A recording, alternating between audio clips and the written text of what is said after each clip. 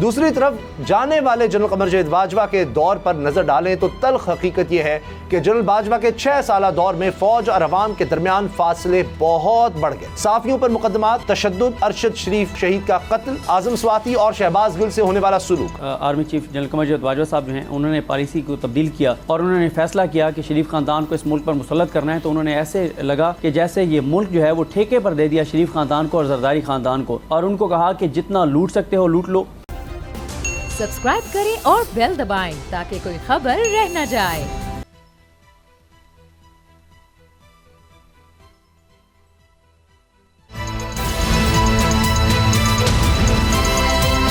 अब पता चला। बिस्मिल्लाहिर्रहमानिर्रहीम, अस्सलाम वालेकुम। मैं हूं मोहम्मद उसामा गाजी और आप देख रहे हैं अब पता चला। आज के प्रोग्राम में बात करेंगे पाक फौज में कमान की तब्दीली, सरप्राइज के बाद हुकूमती सफ़ों में थरथली और बानी एमक्यूएम की नई परेशानी। खबर यह है कि पाक फौज की कमान तब्दील हो गई। जो कमर जावेद बाजवा माजी का किस्सा बन गए। अफवाज पाकिस्तान की कमान जनरल आसिम मुनीर को सौंप दी गई। जनरल आसिम मुनीर पाकिस्तान के 17वें आर्मी चीफ हैं और बहुत से मामलात इन्हें साबिका फौजी सरबराहान से मुख्तलिफ साबित करते हैं। जनरल आसिम मुनीर पहले फौजी सरबराह हैं जो हाफिज कुरान हैं। इन्हें सितंबर 2018 में 3 स्टार जनरल के ओहदे पर तरक्की दी गई, लेकिन इन्होंने 2 माह बाद चार्ज संभाला, जिसके नतीजे में लेफ्टिनेंट जनरल के तौर पर इनका 4 साल दौर 27 नवंबर को खत्म होना था। लेकिन हुकूमत ने इन्हें रिटेन कर लिया और यूं सीनियर मोस्ट होने की बिना पर अफवाज पाकिस्तान की सरबराही का कुरा इनके नाम निकला। जनरल आसिम मुनीर की शोहरत बेहतरीन अफसर की है। वो मंगला में ऑफिसर्स ट्रेनिंग स्कूल प्रोग्राम के जरिए सर्विस में शामिल हुए। दूसरा ये एजाज़ भी जनरल आसिम मुनीर को हासिल हुआ कि वो पाकिस्तान की अस्करी तारीख में पहले आर्मी चीफ हैं जो डीजी मिलिट्री इंटेलिजेंस और डीजी ISI जैसे अहम ओहदों पर भी खिदमात सरअंजाम दे चुके हैं। दूसरी तरफ जाने वाले जनरल कमर जावेद बाजवा के दौर पर नजर डालें तो तल्ख हकीकत यह है कि जनरल बाजवा के 6 साल दौर में फौज और अवाम के दरमियान फासले बहुत बढ़ गए। साफियों पर मुकदमात, तशद्दुद, अरशद शरीफ शहीद का कत्ल, आजम स्वाति और शहबाज गिल से होने वाला सुलूक, इमरान खान पर कातिलाना हमला और इसकी FIR PTI की मंशा के मुताबिक दर्ज ना होना, बहुत सारे वाकयात हैं जिनसे बाजवा डॉक्ट्रिन पर उंगलियां उठी। साबित हुआ कि बाजवा डॉक्ट्रिन घाटे का सौदा था।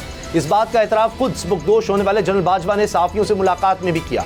अब देखना यह है कि जनरल आसिम मुनीर बाजवा डॉक्ट्रिन के नताइज को मद्देनजर रखकर अपनी क्या हिकमत अमली बनाते हैं। दूसरा, साख की बहाली, अवाम का एतमाद जीतना इनके लिए सबसे बड़ा चैलेंज है।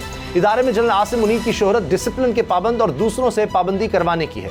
इसको देखते हुए कहा जा सकता है कि सियासत से दूरी का जो ऐलान किया गया है, इस पॉलिसी को जनरल आसिम मुनीर आगे बढ़ाएंगे। सिक्योरिटी मामलात की बात करें तो वज़ीरिस्तान और स्वात में दहशतगर्दों की वापसी का मामला भी जनरल आसिम मुनीर की फौरी तवज्जो का मुतकाजी होगा। जनरल आसिम मुनीर के प्रोफेशनलिज्म को देखते हुए माहिरीन पेशगोई कर रहे हैं कि वो इन तमाम चैलेंजेस से एहसन अंदाज से निपटेंगे और मुल्क को मसाइल से निकालने में अहम किरदार अदा करेंगे। पाक फौज की कमान में होने वाली इस तब्दीली के और क्या असरात हो सकते हैं, इसी से आगाज़ करेंगे। सिद्दीक जान और नूर आरफीन मेरे साथ हैं। सिद्दीक जान थोड़ी देर में ज्वाइन करेंगे। नूर आरफीन, जिस तरह हमने देखा कि एक वक्त था कि नून लीग की तरफ से और मियां नवाज शरीफ साहब उनकी तरफ से नाम ले लेकर तनकीद हुई जनरल बाजवा साहब पर, अब हम देख रहे हैं सोशल मीडिया भी भरा पड़ा है हर तरफ से, यानी शायद ही कोई पार्टी हो या माजी में उसने तनकीद की या अब तनकीद कर रही है। तो ये जो फासले बहुत ज़्यादा बढ़ गए हैं, सबसे बड़ा चैलेंज आपको क्या लगता है यही होगा आने वाले आर्मी चीफ के लिए? जी हाँ आवेश कि मैं आपकी इस बात से इख्तलाफ कर सकता, लेकिन आपने जिस तरह से सूरत हाल का नक्शा खींचा है, सूरत हाल कमोबेश ऐसी ही है या शायद इससे भी ज़्यादा तल्ख है।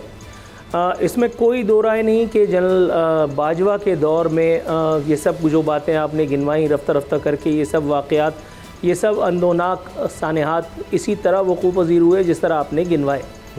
और पाकिस्तान की मेरा ख़्याल है असर हाजिर की अगर या करीब पास की तारीख़ में अगर हम देखें तो वाहिद आर्मी चीफ़ हैं कि जिनको जाने से पहले ही सोशल मीडिया पर, इलेक्ट्रॉनिक मीडिया में, कहीं कहीं प्रिंट मीडिया पे उससे कम तबर्रे का, तंज़ का, तनकीद का निशाना बनाया जाता रहा। और जनरल बाजवा के जाने के बाद जनरल बाजवा के क्रेडिट पे 2 चीज़ें कम से कम ज़रूर हैं, और ये मैंने अपनी सोशल मीडिया पे पोस्ट भी लगाई थी कि एक सेलेक्टेड हुकूमत और फिर दूसरी इम्पोर्टेड हुकूमत के तहफ़, ये जनरल बाजवा का हमें तोहफ़ा है। और इस पर तारीख़ इनको हमेशा याद रखेगी। किन अल्फाज में याद रखेगी, मेरा ख़्याल है कि इससे ज़्यादा खुल कर के कहना अब क्या कहा जाए। जनरल बाजवा के जाने के बाद सबसे अहम एक मसला वो जो आपने अभी इरशाद फरमाया, काश मैं इसमें कोई कमी बेशी, कोई तहरीफ, कोई लफ्ज़ हज़्फ़ करके कुछ नए अंदाज में कह सकता।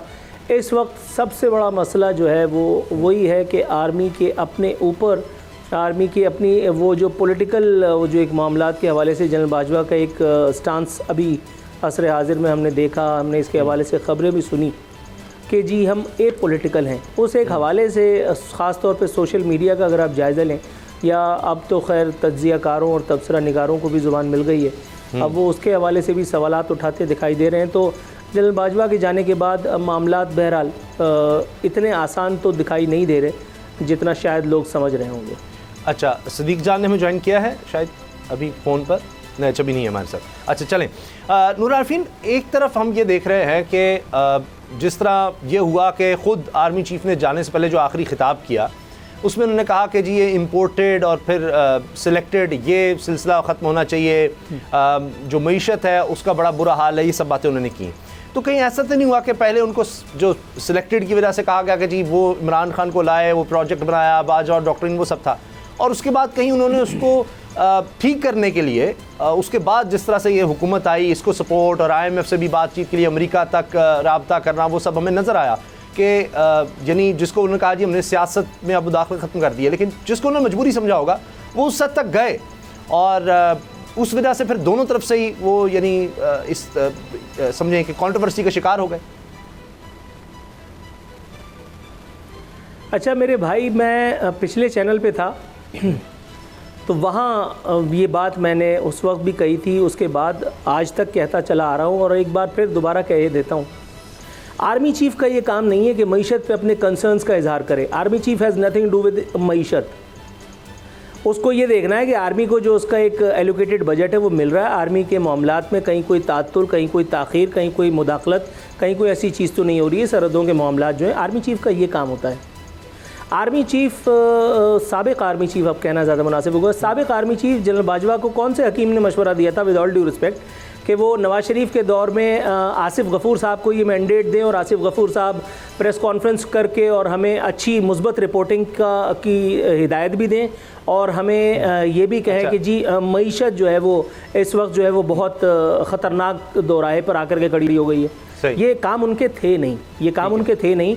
और आज भी ये जो बात हो रही है जी, तो आज भी ये मामला इसीलिए इस पर इतना ज़्यादा तनकीद की जा रही है क्योंकि जो चीज़ें, वो जो एक लेगेसी की आप बात कर रहे थे ना, ये लेगेसी में चीज़ें आ जाती हैं। आज भी फिर वो जाने से पहले फिर वही आरफीन, यहीं से बात को आगे बढ़ाते हैं। सदीक जान, अब एक ये माजी है 6 साल का और हमने इतनी कंट्रोवर्सी कभी नहीं देखी, तो अब नए आर्मी चीफ आ चुके हैं।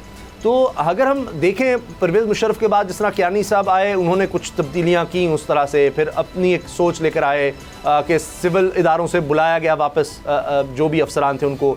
इस तरह से राहील शरीफ साहब का दौर हम देखते हैं, कई लिहाज से हमें मुख्तलिफ नज़र आता है। फिर आगे बाजवा साहब का आ गया, तो ज़्यादा उम्मीदें अब आसिम मुनीर साहब से बहुत ज़्यादा हैं कि ये वहाँ पर भी लोग, मुझे पता चला, ये चीज़ रिपोर्ट हुई है कि वहाँ पर भी कई आला अफसरान कह रहे थे कि ये वक़ार को बहाल करेंगे, जो उनको जानते हैं, कहते हैं कि शुरू से जिस तरह आया, तो ये जो वक़ार है इदारे का, वर्दी का, उसको बहाल कर सकेंगे। उसकी वजह यह है कि हमारी बदकिस्मती यह है कि हमारी पॉलिटिकल पार्टीज़, जो पॉलिटिकल पार्टी इक़्तिदार से बाहर होती है, वो इस्टेब्लिशमेंट की तरफ देखती है और वो ये चाहती है कि इस्टेब्लिशमेंट उसको इक़्तिदार में ले आए। और उसके अलावा यहाँ पर हमारी सियासी जमातों के जो आपस में इख्तिलाफ़ात हैं, जो लड़ाइयाँ हैं, जो वो मामलात पॉइंट ऑफ नो रिटर्न पर ले गए हैं, उसकी वजह से मुल्क की सलामती के अहम जो मामलात हैं उस पर जब पेशरफ नहीं होती तो फिर इस्टेब्लिशमेंट को सामने आना पड़ता है। आपने देखा कि इमरान खान साहब के दौर में FATF पर कानून साजी होनी थी, तो PDM ने कहा कि हम इस कानून साजी पर इस सूरत में वोट देंगे अगर आप नैब तरमीम कर दें, हमारे साथ सौदा करें, आप हमारे चोरों, लुटेरों, डाकुओं को जो मुलजिम हैं उनको फ़ायदा देंगे, तो फिर हम कौमी सलामती के अहम मामले पर FATF की कानून साजी में वोट डालेंगे। तो फिर इस्टेब्लिशमेंट को किरदार अदा करना पड़ा और फिर वो फिर कानून साजी हुई और फिर पाकिस्तान निकला FATF की ग्रे लिस्ट है। तो उसके अलावा अभी भी आप देख लें, अब जो आगे क्राइसिस, जो बहुत बड़ा आइनी क्राइसिस पैदा होने जा रहा है, तो मैं बड़ा क्लियर हूँ कि डायरेक्ट या इनडायरेक्ट इस्टेब्लिशमेंट इमरान खान साहब के साथ रब्ता करेगी। क्योंकि अगर वो असम्बलियाँ तोड़ देते हैं एक आइनी क्राइसिस खड़ा हो जाएगा। पहले गैर यकीनी की सूरत हाल है, मुआशी तौर पर तबाही और बर्बादी है। मुआशी माहिरीन आकर टीवी चैनल्स पर कह रहे हैं कि हम दिवालिया होंगे नहीं, हम दिवालिया हो चुके हैं। एलसीज खुल नहीं रही, डॉलर की सूरत हाल आपके सामने है, महंगाई आपके सामने है, जो ऑयल प्राइसेस हैं इंटरनेशनल मार्केट में उसके मुताबिक रिलीफ आवाम को मिल नहीं रहा, और जो हमने कर्जे वापस कर रहे हैं हमें कर्जे बाहर से और मिल नहीं रहे। शराब के हवाले से जो हम एक्सपेक्ट कर रहे थे वो चीज़ें आई नहीं हैं। तो आर्मी चीफ को बहरहाल किरदार तो अपना अदा करना पड़ेगा। तो अब ये देखना है कि उनका किरदार पॉलिटिकल टेम्परेचर को नीचे लाने में अदा करते हैं वो, या जो हुकूमत चाहती है कि जो नए आर्मी चीफ हैं वो भी इमरान खान के ख़िलाफ़ जो हुकूमत चाहती है वो डिलीवर करें।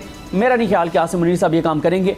वो चाहेंगे कि मुल्क के अंदर इस्तेहकाम आए, सियासी तौर पर टेम्परेचर नीचे आए, क्योंकि सियासी इस्तेहकाम के बगैर मुआशी इस्तेहकाम मुमकिन नहीं है। और साथ ही ये जो इदारे के हवाले से पिछले 8 माह में ख़ासतौर पर जो परसेप्शन बनी है, इस परसेप्शन को ख़त्म करना होगा।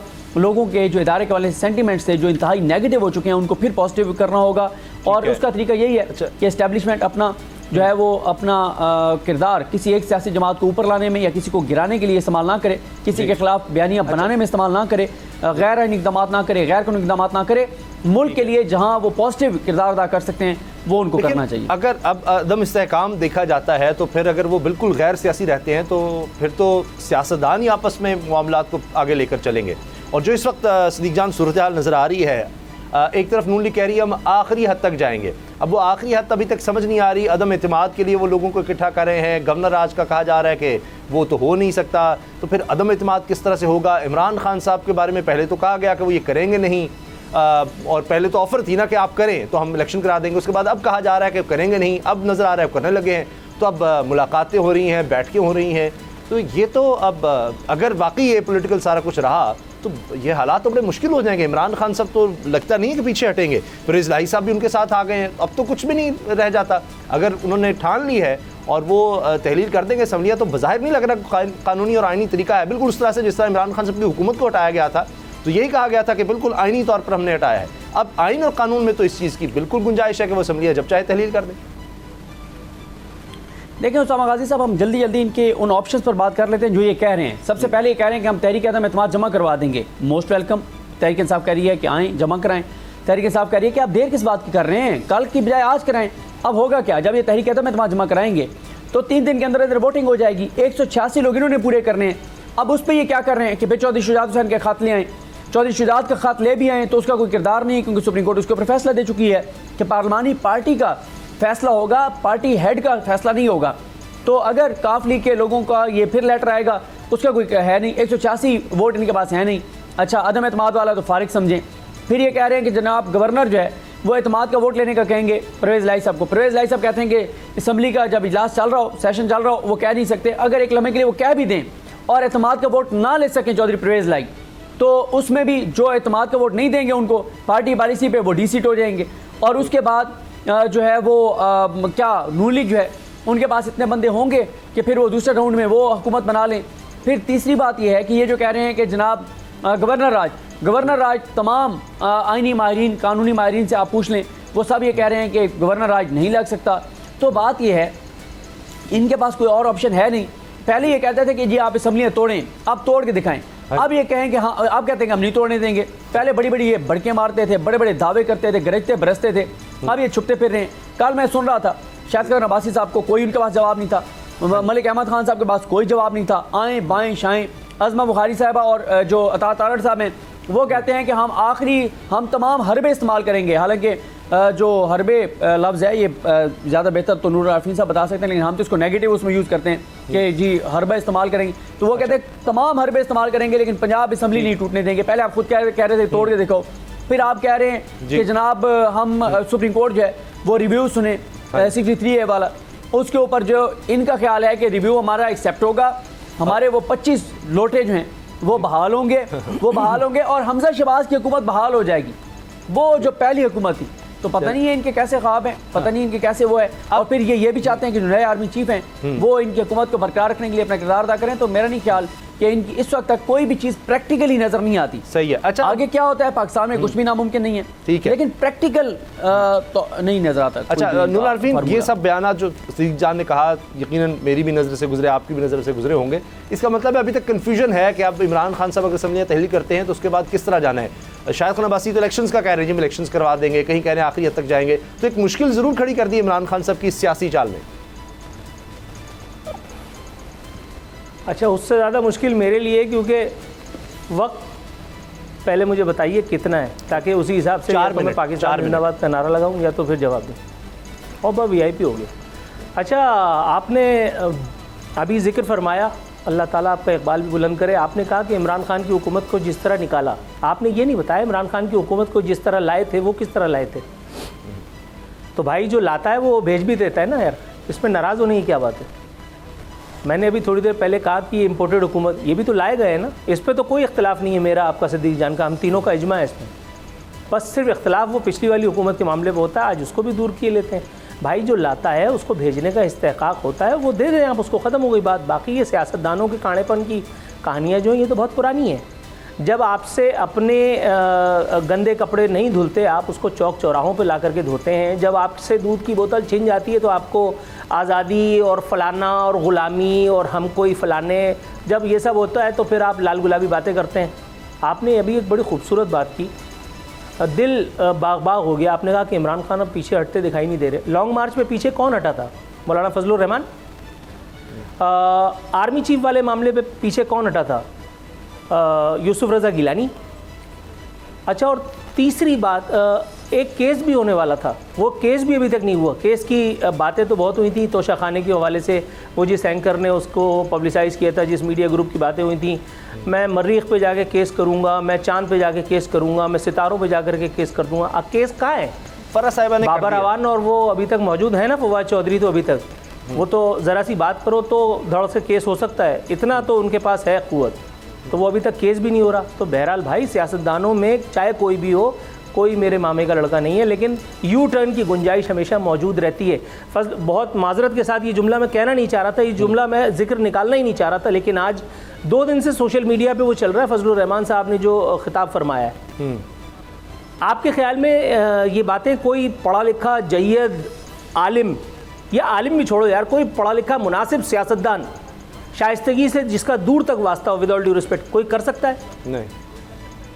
लेकिन हो रहा है ना, सिर्फ इख्तलाफ। जो लोग आपको पसंद नहीं आ रहे, वो इसलिए नहीं आ रहे क्योंकि वो इमरान खान के हिमायती हैं, उसको वोट देते हैं, उसको पसंद करते हैं, या उसके लिए आपने चौक चौराहे पे खड़े होकर के और ऐसी ज़ुबान इस्तेमाल कर दी कि मैं मतलब हैरान था जब मुझे वो सुनवाया गया, तो मैं समझ नहीं पा रहा था कि ये मतलब वो डबिंग कराई गई है, ये क्या किया, मुझे समझ में नहीं आ रहा था। बिल्कुल ऐसे ही है। तो सियासत में इस तरह की चीज़ों की गुंजाइश हमेशा मौजूद रहती है, तो ये कोई नई बात नहीं है, ये कोई नई बात नहीं है। सियासत हमें ब्रेक की जाने बढ़ना है। ब्रेक के बाद आरफी नामा में हम बात करेंगे, सोशल मीडिया पर बड़ी शदीद तनकीद हुई साबिक आर्मी चीफ जनरल कमर जवेद बाजवा पर, क्या इस पर बात होती रही? ब्रेक के बाद आरफी नामा में जानते हैं।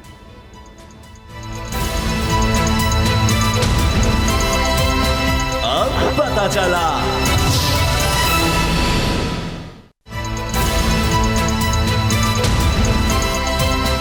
अब पता चला।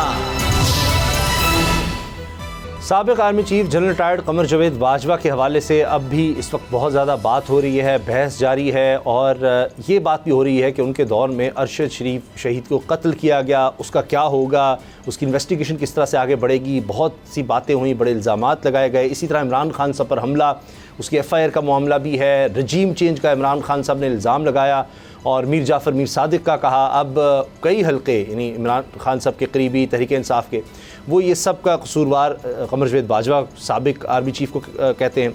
और जनरल रिटायर्ड साहब पर ये भी है कि उन्होंने जिस तरह से ये सब कुछ होने दिया, हुकूमत आई, उसके बाद सबसे अहम काम जो नज़र आता है वो सारे केसेस ख़त्म हुए। अब भी जो सुप्रीम कोर्ट में चीज़ें पेश की जा रही हैं उसमें पता लग रहा है कि यही अशराफिया ने सबसे ज़्यादा इस बहती गंगा में हाथ धोए हैं और अपने केसेस ख़त्म करवाए हैं। तो ये सब कुछ होने दिया गया या ये जो कुछ भी हुआ उसमें शामिल था। तो सदीक जान, ये एक बहुत भारी, मैं समझता हूँ, एक बैगेज कह लें, इससे वो जिस तरह उन्होंने कहा मैं तो गुमनामी में चला जाऊँगा, तो ये तो बदनामी है जो उनको गुमनाम ना होने दे शायद। देखें, आपने पिछले 8 माह का जिक्र किया जब army chief general Qamar Javed Bajwa साहब जो हैं उन्होंने पॉलिसी को तब्दील किया और उन्होंने फ़ैसला किया कि शरीफ ख़ानदान को इस मुल्क पर मुसल्लत करना है। तो उन्होंने ऐसे लगा कि जैसे ये मुल्क जो है वो ठेके पर दे दिया शरीफ ख़ानदान को और जरदारी ख़ानदान को, और उनको कहा कि जितना लूट सकते हो लूट लो, जितना लूटा हुआ है उनको जैसे माफ़ करा सकते हो माफ़ करा लो, जो मेरे लायक होगी मैं करूँगा, जिस अदालत को मैनेज करना होगा मैं करूँगा, कि जिस जज को मैनेज करना होगा हम करेंगे, आपने परेशान नहीं होना, आप बस खुल के खेलें। और इन्होंने आकर क्या किया, देखें, इनमें से किसी चीज़ से भी जो है वो इस्टेब्लिशमेंट बरी ज़िम्मा नहीं हो सकती। सबसे पहले उन्होंने क्या किया, ओवरसीज़ पाकिस्तानियों का आते ही वोट ख़त्म किया, क्योंकि इन्हें पता है कि ओवरसीज़ पाकिस्तानी जो बैरून मुल्क कानून की हुक्मरानी देखते हैं कि कई मुल्क पाकिस्तान से आगे चले गए, क्यों चले गए, तो फिर वो यहाँ पर इमरान खान को सपोर्ट करते हैं। वो कहते हैं चोरों डाकुओं लुटेरों के बजाय इमरान खान को सपोर्ट करेंगे। तो ओवरसीज़ पाकिस्तानियों का वोट खत्म कर दिया गया। उन ओवरसीज़ पाकिस्तानियों का वोट खत्म किया गया जिनके रेमिटेंसेस पर इस मुल्क की मुईशत चलती है। फिर जनाब ये EVM ख़त्म कर दें ताकि धांधली हो सके। फिर तीसरा काम क्या किया गया, नैब में तरमीम की गई। वही तरमीम जो पहले मिफ्ता इस्माइल साहब एक बार टॉक शो में बैठकर बता चुके थे कि एस्टैब्लिशमेंट चाहती थी कि ये तरमीम हम लेकर आएँ। और उसके बाद इमरान खान साहब बता चुके हैं कि मेरी बाजवा साहब के साथ जो लड़ाई हुई वो इस बात पर हुई, वो मुझे कहते थे करप्शन कोई मसला नहीं होता, करप्शन होती रहती है, करप्शन छोड़ दो, मुईशत पर तवज्जो दो, माफ़ कर दो शहबाज शरीफ को, नवाज शरीफ को, छोड़ दो इनकी जान, अपना काम करो। खान साहब कहते थे कि नहीं, मैंने कहा कि जी इनको जो है वो कटारे में लाना होगा, इनका एहतसाब करना होगा। फिर उसके बाद क्या हुआ, नैब तरमीम हुई, मरियम नवाज़ को बरी कराया गया, कैप्टन सफदर को बरी कराया गया, शहबाज शरीफ को बरी कराया गया, हमजा शहबाज को बरी कराया गया, इसहाक डार को वापस लाया गया, मरियम नवाज़ को पासपोर्ट दिलवाया गया, मरियम नवाज़ को लंदन भिजवाया गया, नवाज शरीफ को पासपोर्ट दिलवाया गया। मुझे सारे में बताएं अवाम को क्या मिला? बदतरीन महंगाई, बदतरीन बेरोज़गारी, सिर्फ फैसलाबाद में लाखों लोग बेरोज़गार हो गए। फिर उसके बाद इंडस्ट्रीज़ बंद हो गई। उसके बाद आप देख लें कि जो महंगाई की सूरत हाल है, पेट्रोल और डीजल की कीमतें कहाँ चली गई, टैक्स कलेक्शन हमारी कहाँ चली गई, हमारे एक्सपोर्ट्स कम हो गई, कोई एक मुआशी इशारिया जो है वो मस्बत नहीं हुआ, पॉजिटिव नहीं हुआ, और अवाम को एक चीज़ नहीं मिली। यानी इन 8 माह में जो बाजवा साहब ने इनको मुसल्लत किया शहबाज शरीफ को, उसमें मुझे बताएं इन 8 माह में मुल्क को कोई एक चीज़ कोई बता दे, कोई एक चीज़ कोई बता दे मुल्क को मिली हो। चलें मुल्क को एक साइड पर रखें, बतौर इदारा एस्टेब्लिशमेंट को क्या मिला? नेक नामी मिली, इज्जत मिली, एहतराम मिला, वकार मिला, लोगों के दिल में एहतराम बढ़ा या काम हुआ? ये सेंटिमेंट्स जो आज हैं, बहुत लोगों से मैंने पूछा है, मैंने कहा ज़ाहिर है हम तो बहुत सारी हम चीज़ें नहीं देखी हमने, तो आप बताएं जिन्होंने एक बड़ी जिन्होंने लंबी उम्र गुजारी मीडिया में भी, और जिन्होंने हुकूमतें बनती और गिरती देखी, जिन्होंने बड़ी बड़ी तहरीकें देखी, जिन्होंने फ़ौज के ख़िलाफ़ जो माजी में नफ़रतें थी वो देखी, मैंने कहा मुझे बताएं क्या कभी ऐसी सूरत हाल हुई है पाकिस्तान की तारीख में जो पिछले 8 माह में, वो कहते हैं कि पाकिस्तान की तारीख में ये सूरत हाल नहीं हुई जो सेंटिमेंट्स इदारे के हवाले से इन 8 माह में हुआ? हाँ जी, मुख्तसर क्योंकि हमने MQM के हवाले से बात करने के बानी के हवाले से, तो अब ये किस तरह से बेहतर हो सकता है? अब जाहिर है कि ये तो जो अब आने वाली लीडरशिप है उस पर ये बड़ी भारी जिम्मेदारी है कि इन सारे मामलात को देखना होगा, वरना तो चीज़ें बेहतर नहीं हो सकेंगी।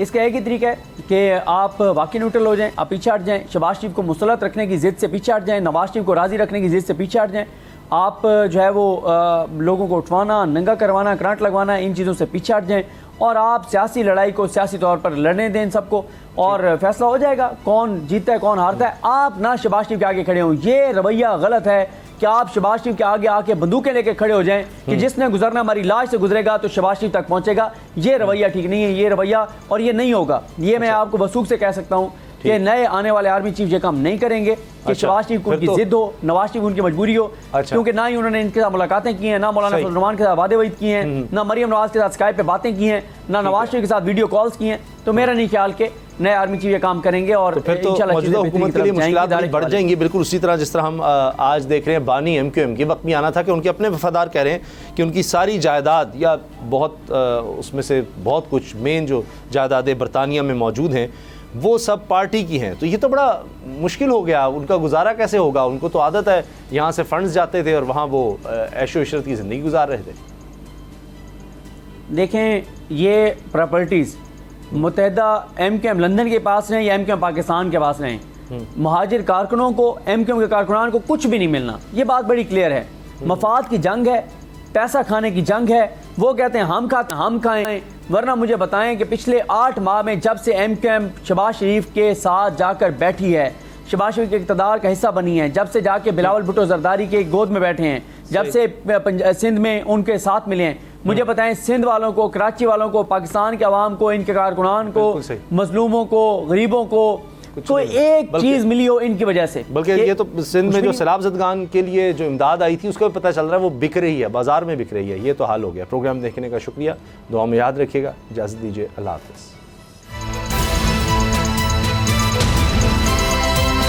अब पता चला।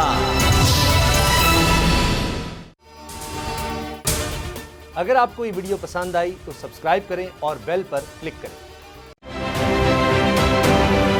आप ये समझें, ये जो हक है ना, हक पे खड़े रहना और हक को बोलना, ये दूर से लगता है तन्हा हो गए लोग। आप खान साहब को देखें, तन्हा दिखाई देने, सारी जमातें मिलकर उनके खिलाफ हैं, लेकिन आज भी पाकिस्तान के अवाम उस हक की आवाज़ के पीछे जो है 80% से ज़्यादा अवाम उनके साथ है। सेम एग्जैक्टली इसी तरीके से बोल की कहानी है भाई। बिल्कुल अलग आपको तन्हा दिखाई देगा, हर जगह आपको खड़ा हुआ नजर आएगा, हटेगा नहीं किसी चीज़ से। और उसके साथ भी 80% अवाम अगर आज आप देखें तो उसे बोल दिख रही है। जाली केस है ना, ये हम पे उस वक्त बनाए गए थे जब हुकूमत यही थी, इन्हीं लोगों की हुकूमत थी ना। और ये जाली केस, इनको मैं नहीं कह रहा इस केस को जाली केस, इनको पाकिस्तान में क्या पूरी दुनिया में एक ऐसा शिकायत कुंदा नहीं मिला, एक ऐसा कंप्लेनेंट नहीं मिला जिसने ये कहा हो कि हमारे साथ फ्रॉड हुआ है। तो ये खुद ही बन गए कंप्लेनेंट और ये खुद ही इन्होंने खुद ही इन्वेस्टिगेशन की, उसकी खुद ही तफ्तीश भी की, यानी कि कंप्लेनेंट भी है, इन्वेस्टिगेशन ऑफिसर भी है। और इन द एंड इन्होंने फिर उसके बावजूद ये कोर्ट में जमा कराया कि जी ये केस जाली केस था और इसमें किसी किस्म जो कुछ एग्जैक्ट कर रहा था सब लीगल। ये मेरी बात नहीं है, ये इनके इन्वेस्टिगेशन ऑफिसर की बात। सबसे ज्यादा व्यूज और सबसे ज्यादा रेटिंग के साथ बोल आज भी रहा नंबर 1 पर। सब्सक्राइब करें और बेल दबाएं ताकि कोई खबर रह न जाए।